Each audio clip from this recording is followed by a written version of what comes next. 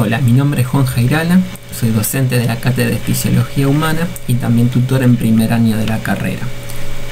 Y les preparamos esta clase de transporte a través de las membranas celulares, que es una visión de este tema desde el punto de vista de la fisiología que va a complementar los seminarios que ustedes tienen sobre el mismo tema desde el punto de vista de la Cátedra de Biofísica.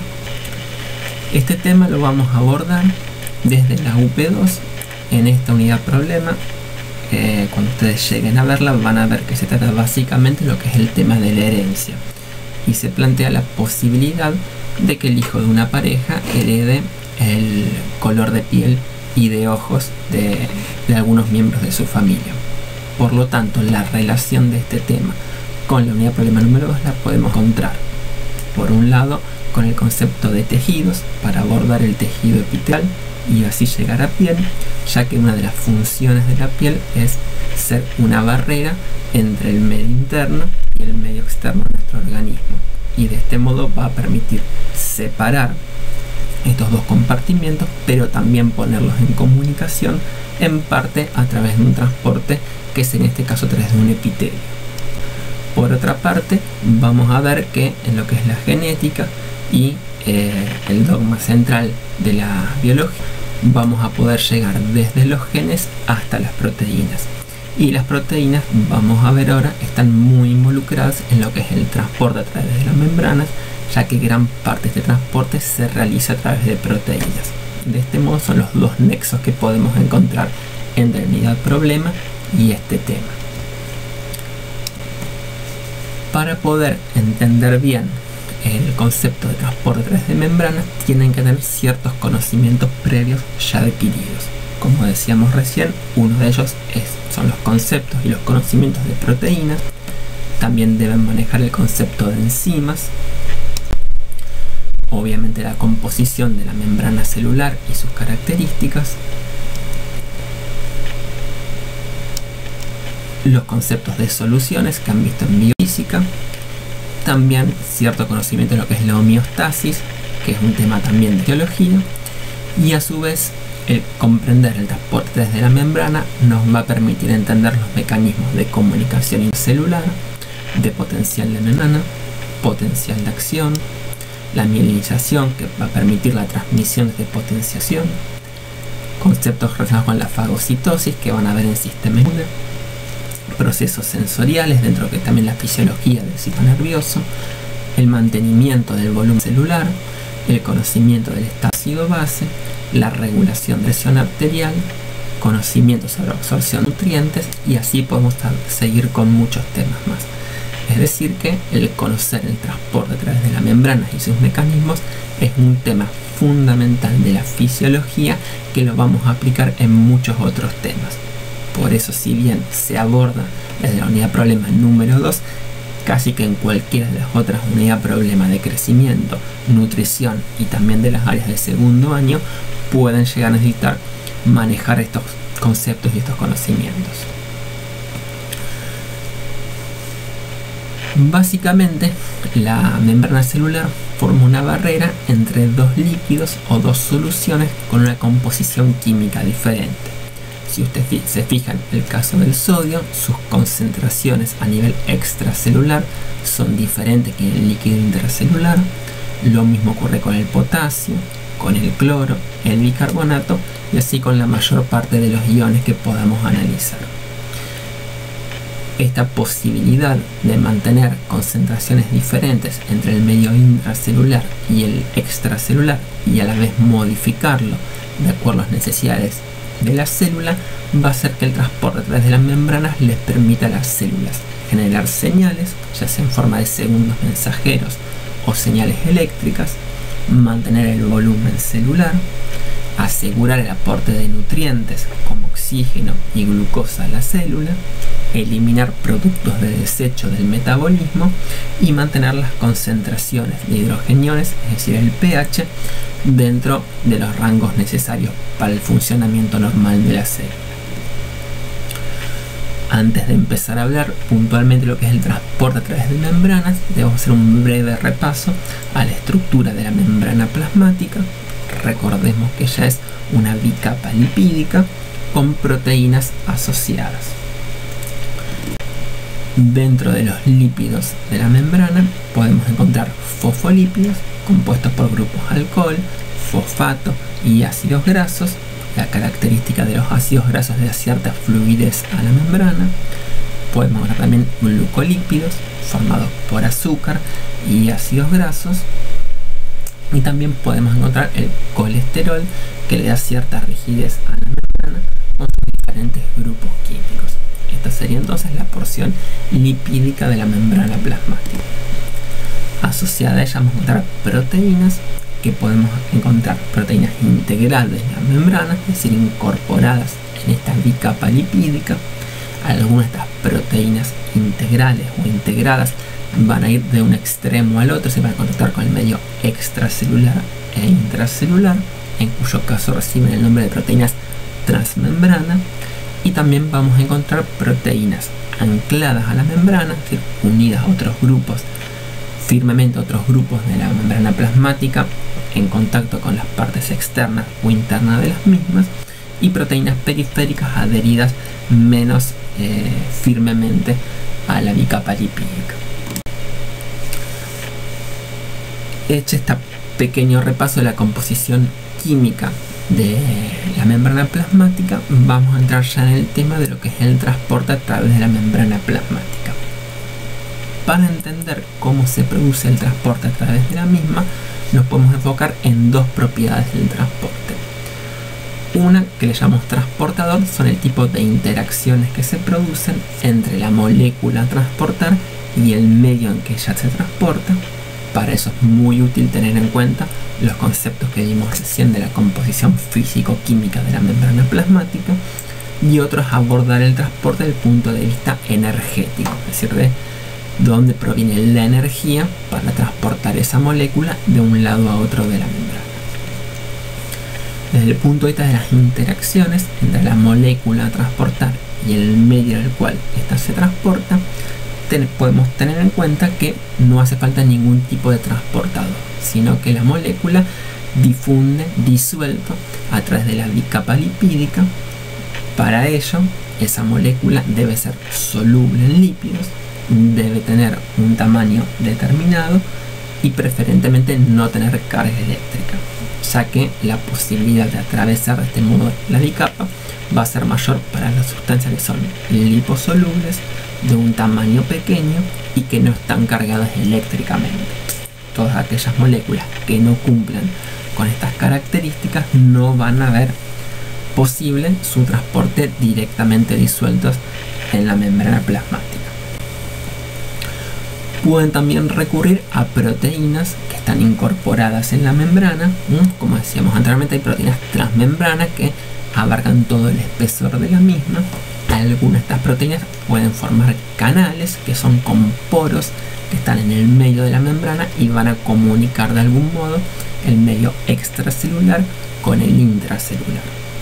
Se movilizan a través de canales, principalmente el agua, en cuyo caso hablaremos de aguaporinas, o los iones, en cuyo caso hablaremos de canales iónicos.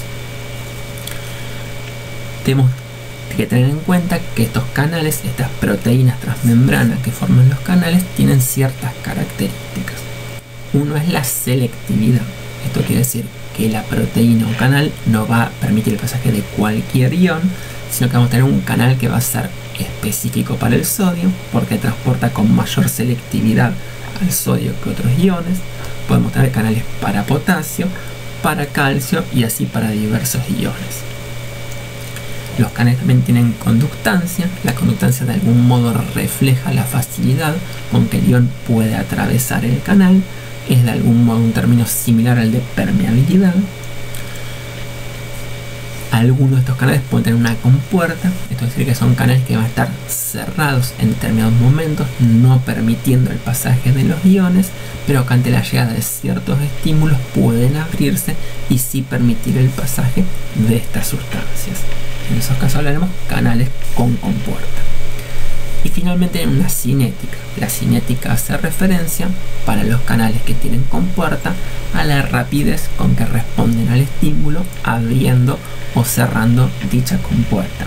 es decir, podemos tener canales rápidos o canales lentos.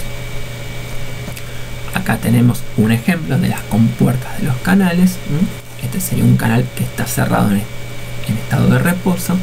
Cuando llega un estímulo, en este caso es una sustancia química, que podrá ser, como van a ver más adelante, un neurotransmisor o una hormona, se une a un sitio de esta proteína y eso lleva un cambio conformacional que permite la apertura de esa compuerta. Este sería un canal que está controlado o depende de un ligando. También puede depender de una reacción química, como es la fosforilación, le agrega un grupo fosfato que nuevamente va a tener el mismo efecto, un cambio conformacional que lleva a la apertura del canal. También vamos a tener un canal que esté controlado por voltaje, como vamos a ver en las neuronas, que poseen abundancia estos canales, que están cerrados en reposo, pero cuando cambian las cargas eléctricas en la membrana, se abre la compuerta y nuevamente permite el pasaje de iones. Por lo tanto, de acuerdo a la selectividad, a la conductancia, a la existencia o no de una compuerta y a la cinética, podemos darle nombre a los diferentes canales. Por ejemplo, tener un canal de sodio regulado por voltaje y de apertura rápida. Entonces hablaríamos de un canal que es selectivo para el sodio, que tiene una compuerta que se abre cuando cambia el potencial de membrana de la célula y que esta apertura y cierre se producen rápidamente ante la presencia del estímulo. Luego podemos tener también sustancias que no pueden disolverse, no pueden transportarse directamente a través de la membrana plasmática, sino que requieren de una proteína transportadora. Pero en este caso, a diferencia del canal, la sustancia a transportar se une a la proteína, esta sufre un cambio conformacional y transporta el sustrato.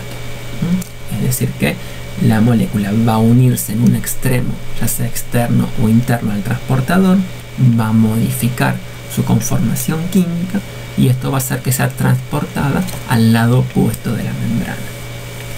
Este transportador va a tener una afinidad, es decir, va a unirse con mayor selectividad a un sustrato determinado. Las sustancias que suelen usar este tipo de transporte son más que nada las glucosas y los aminoácidos, y también tiene un transporte máximo, es decir que va a llegar un momento en que la tasa, la velocidad con que se transporta la sustancia va a llegar a un máximo porque el transportador está totalmente ocupado con la molécula a transportar.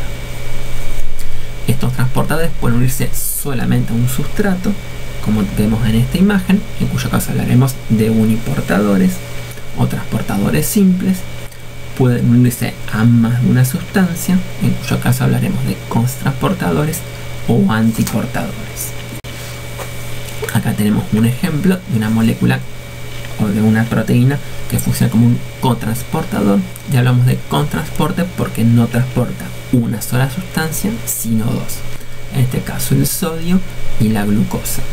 Como tanto el sodio como la glucosa se transportan en el mismo sentido, es cierto, del exterior al interior de la membrana, hablamos de un cotransporte o simporte.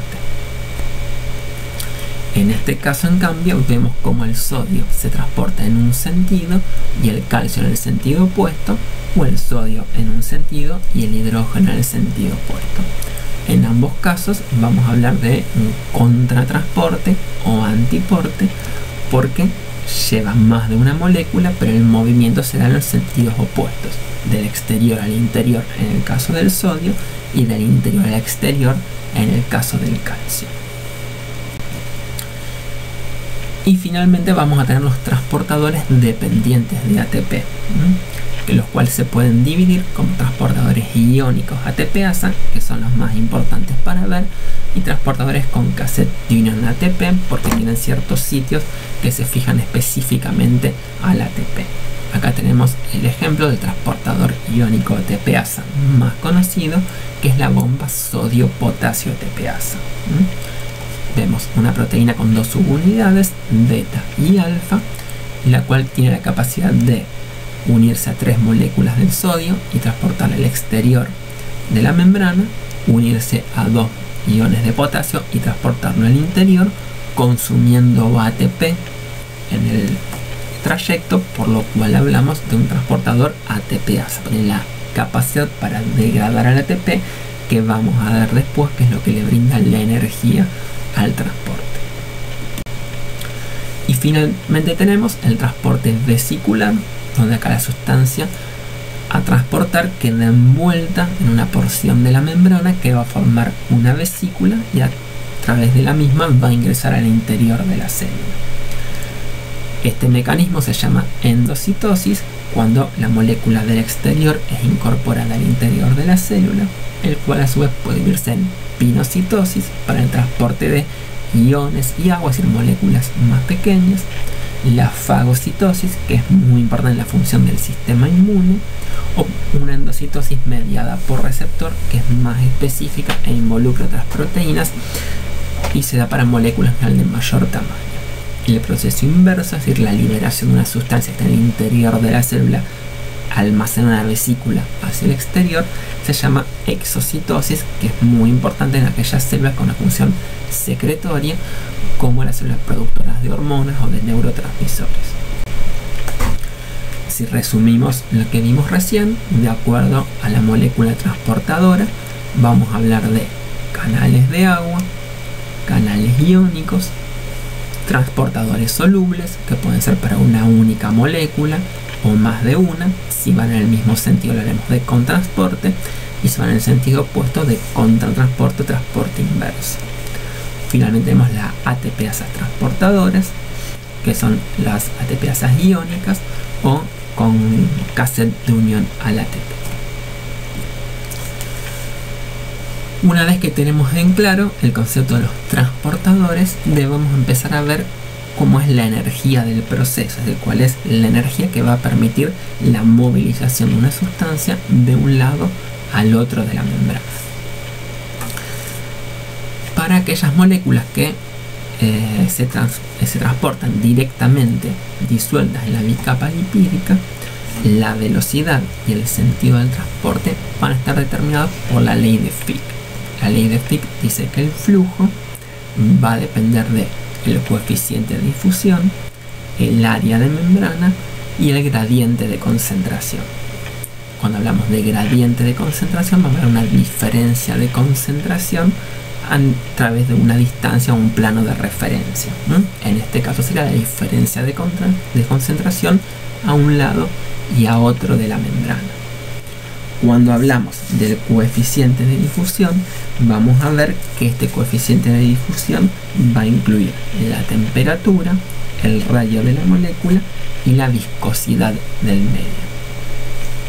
Podemos hacer una fórmula más simple derivada de la ley de Fick y decir que el flujo va a depender del coeficiente de permeabilidad, que va a incorporar, además del coeficiente de difusión, a la distancia y al área de la membrana, y que el flujo va a terminar siendo proporcional a la diferencia de concentración entre un compartimiento y el otro. O sea que básicamente la sustancia va a difundir de la solución o del lado en que se encuentre más concentrada al que se encuentre menos concentrada. Y la fuerza o la energía para este movimiento surge del mismo movimiento térmico de las moléculas. Que este movimiento va a hacer que el transporte siga ese sentido, de donde está más concentrada a donde está más diluida. Cuando esto sucede, vamos a decir que es un movimiento a favor de gradiente. Porque recordemos que la gradiente es la diferencia de concentración en un plano de referencia. En este caso hablaríamos de la membrana plasmática. En este caso podemos ver cómo la concentración en un compartimiento es mayor que en el otro. Por lo tanto, el flujo va a ir de donde la concentración es mayor hacia donde la concentración es menor. Y fíjense cómo tenemos en cuenta la interacción de la molécula con la membrana, porque la concentración de la sustancia en la solución no es la misma que en la membrana, porque va a depender, entre otras cosas, de la solubilidad de esa sustancia en la membrana. Para entender este tema del o este concepto de la solubilidad de la sustancia en la membrana, hay un concepto que lo resume, que es el coeficiente de partición. El coeficiente de partición es la relación entre la concentración de la sustancia en la solución y en la membrana, mejor dicho, a la inversa, entre la membrana y la solución. Una forma indirecta de conocer este coeficiente es el coeficiente de partición entre el aceite o entre lípidos y el agua, que da una idea de este coeficiente de partición en la membrana que hablábamos recién. Hay moléculas cuyo transporte depende básicamente de este coeficiente de partición, ¿no? Cuanto mayor la solubilidad en lípidos, mayor es su transporte. Sin embargo, vemos acá englobadas en un recuadro azul que hay sustancias que escapan a esto. Esto quiere decir que son sustancias que no van a viajar disueltas directamente en la membrana, ya que su tasa de transporte excede la solubilidad que tienen en la membrana, sino que van a requerir, para alcanzar estas velocidades de transporte, alguna molécula transportadora. Como vimos anteriormente, canales, transportadores propiamente dichos o transportadores de tipo ATPasa, pero no van a poder transportarse simplemente difundiendo a través de la membrana. Como decíamos anteriormente, los canales transportadores van a utilizarse más que nada para el transporte de agua e iones. Cuando hablamos del transporte de iones, vamos a tener en cuenta que la velocidad con que se transportan va a depender también de la diferencia de concentración entre el interior y el exterior de la membrana, pero como los iones son moléculas que se cargan eléctricamente al disolverse en el agua, también tenemos que tener en cuenta el efecto que va a generar este campo eléctrico. Así como una molécula va a difundir donde está más concentrada a donde esté más diluida, si está cargada eléctricamente, las cargas negativas van a atraer a las sustancias cargadas positivamente, que llamaremos cationes, como es el caso del potasio, y las cargas negativas van a repeler a sustancias cargadas negativamente, que llamaremos aniones, como es un ejemplo el cloro. En este caso, el potasio está más concentrado en el interior de la célula que en el exterior. Por lo tanto, por su gradiente de concentración, tiende a difundir hacia el exterior de la célula. Pero a su vez, como la célula está cargada eléctricamente en forma negativa en el interior, esa es una fuerza de atracción para el potasio hacia el interior. O sea que en este caso tenemos dos fuerzas contrapuestas. La fuerza del gradiente químico que lleva el potasio fuera de la célula y un gradiente eléctrico que lo lleva al interior.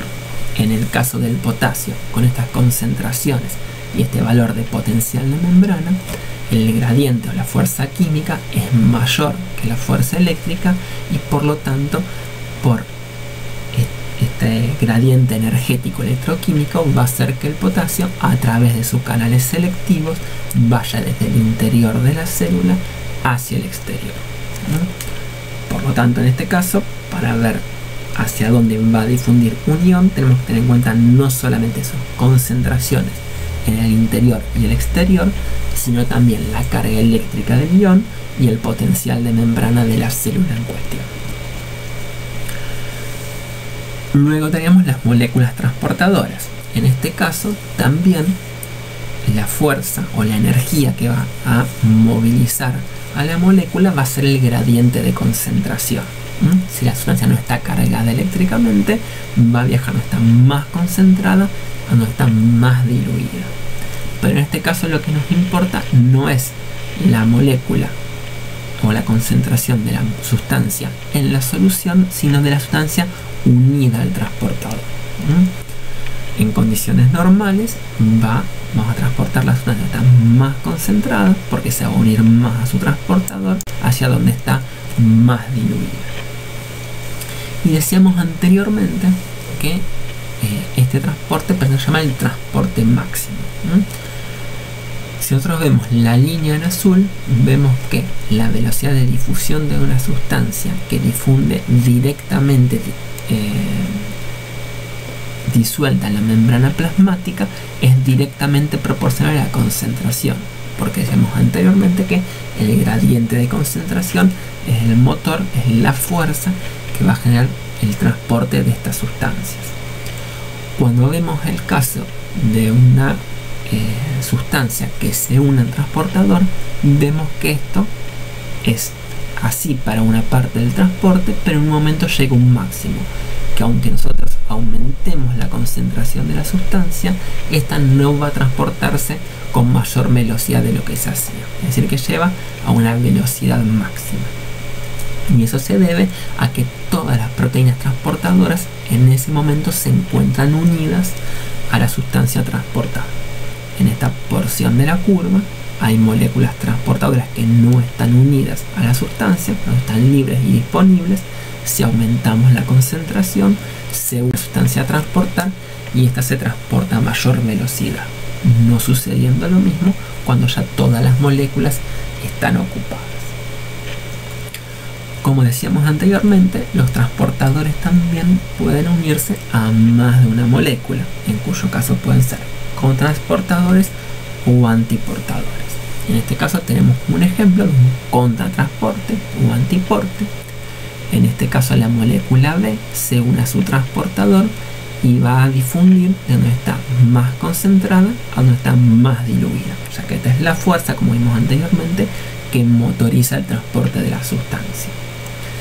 Sin embargo, la presencia de la sustancia B unida al transportador va a aumentar la afinidad del transportador por la sustancia A. Eso va a hacer que haya una mayor cantidad de sustancia unida al transportador en el segundo compartimiento respecto al primero, y por tanto el transporte va a darse del compartimiento 2 al compartimiento 1, pese a que la sustancia A está más concentrada en el primer compartimiento que en el segundo. Es decir, que en el contratransporte el gradiente químico de la sustancia B va a permitir que la sustancia A se transporte en el sentido inverso, en contra del gradiente, es decir, donde está menos concentrada hacia donde está más concentrada. Y en esto consiste en este caso el contratransporte. Finalmente tenemos los transportadores dependientes del ATP. Van a ver ustedes más adelante que el ATP, una molécula que incluye un grupo fosfato, es una sustancia con un alto contenido energético y es una de las formas en las cuales las células almacenan la energía. Esa energía del ATP la puede utilizar para hacer diferentes formas de trabajo.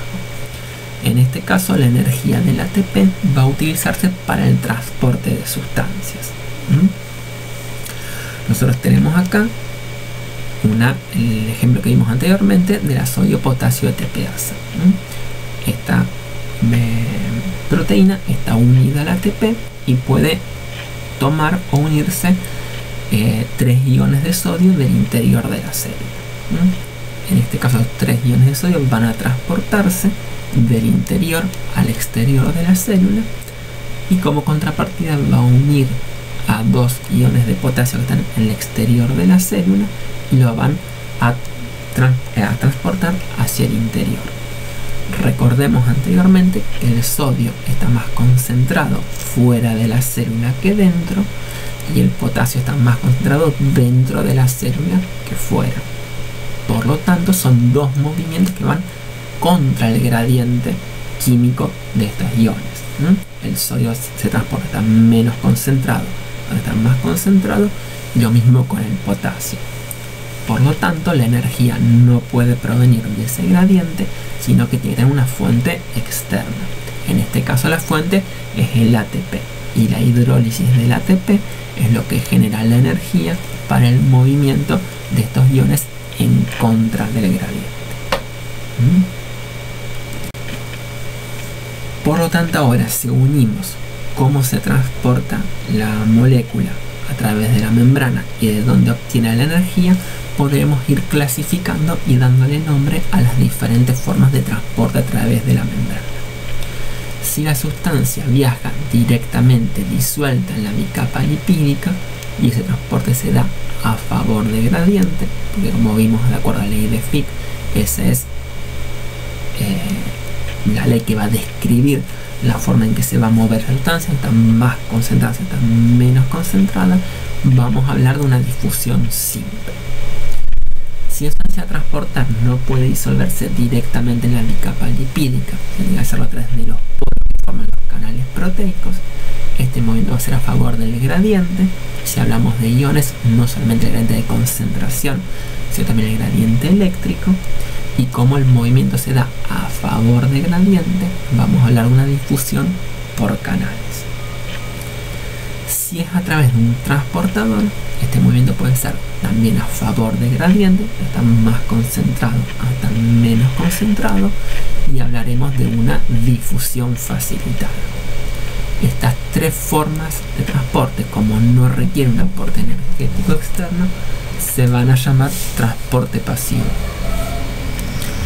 Si en cambio la molécula transportadora va a transportar una sustancia pero aprovechando un gradiente que fue creado por un transporte activo, vamos a hablar de un transporte activo secundario, que puede ser un cotransporte o un contratransporte.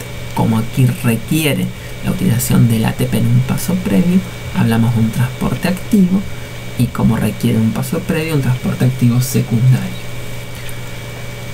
Finalmente, aquellas sustancias que utilizan una proteína de tipo ATPasa van a obtener la energía del ATP, el movimiento va a ser contragradiente, y como requieren aplicar la energía del ATP directamente en el movimiento de la sustancia contra un gradiente, haremos un transporte activo primario. Acá tenemos ejemplificado lo que veíamos recién. Como transporte pasivo podemos tener la difusión simple, la difusión a través de canales, como en el caso del sodio y el potasio, siempre a favor del gradiente. El sodio del exterior está más concentrado al interior y el potasio del interior está más concentrado al exterior, teniendo en cuenta que debemos tomar también como referencia las cargas de los iones y de la membrana, es decir, el gradiente electroquímico. Después tendremos el transporte de la glucosa. Como utilizo una molécula transportadora que sufre un cambio conformacional al transportar la glucosa, hablaremos de una difusión a través de un transportador, también de un transporte pasivo a favor de gradiente, en este caso una difusión facilitada. Hablamos de facilitada porque la difusión es facilitada por el transportador. Como todos son a favor de gradiente, hablamos de transporte pasivo. Después tenemos la bomba sodio-potasio ATPasa, donde fíjense el flujo de sodio es en contra del gradiente y lo mismo el movimiento del potasio. Aquí la energía no proviene de los gradientes, sino que viene de la hidrólisis del ATP. Por eso hablamos de un transporte activo, es contra gradiente y la energía proviene del ATP. Y acá fíjense cómo tenemos un transportador donde el sodio se mueve a favor de gradiente y ese gradiente es utilizado para movilizar el calcio en el sentido contrario. Estaríamos hablando de un contratransporte o transporte inverso. ¿Por qué vamos a hablar en este caso de un transporte activo secundario? Como decíamos anteriormente, porque este transporte puede tener lugar porque el sodio está más concentrado en el exterior que en el interior de la membrana. Es decir, porque hay un gradiente para el sodio. ¿Y por qué existe ese gradiente para el sodio? Porque como paso previo, la bomba sodio-potasio ATPasa generó ese gradiente para el sodio. Por eso estamos hablando de un transporte activo secundario de calcio, porque el calcio se mueve contra gradiente, pero utiliza la energía del gradiente del sodio, que a su vez fue provisto por la bomba sodio-potasio ATPasa. Y nuevamente volvemos al principio. Las concentraciones de distintas sustancias en el exterior de la célula son diferentes que en el interior debido a la acción de todas estas moléculas transportadoras. Si ellas no existieran, no existirían diferencias entre la concentración de los iones a cada lado de la membrana. Y nuevamente en este proceso hace falta el aporte continuo de energía para permitir el funcionamiento de los transportadores activos. Volviendo también al principio, decíamos que esto lo podíamos relacionar con tejido epitelial y con piel, porque básicamente la puesta en función en serie de estos sistemas transportadores permite transmitir o transportar sustancias desde la parte exterior de un epitelio hacia el polo interior en unión con el tejido conectivo. Y fíjense también cómo, como veíamos en el ejemplo anterior, va acoplado una forma de transporte con el otro, el transporte activo con el transporte pasivo, y a su vez estos van a permitir la difusión del agua, que es un proceso que van a ver más adelante. Muchas gracias por su atención y espero que este tema les haya sido de utilidad.